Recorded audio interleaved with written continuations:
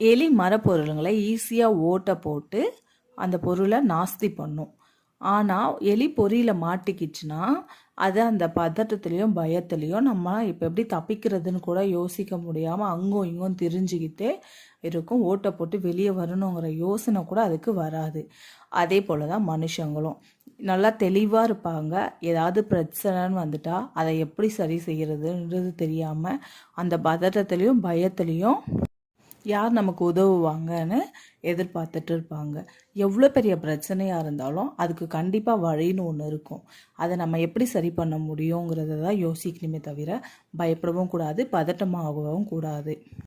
பொறுமையுடன் செயல்பட்டால் எவ்வளோ பெரிய பிரச்சனையானாலும் நம்ம அதுக்கு தீர்வு காணலாம். அதுக்கு தேவையானதெல்லாம் கொஞ்சம் தைரியமும் நிறைய பொறுமையும் மட்டுமே. கடல் பெருசுன்னு நம்ம எல்லாருக்குமே தெரியும். ஆனால் பொறுமை அதை விட ரொம்ப பெருசு.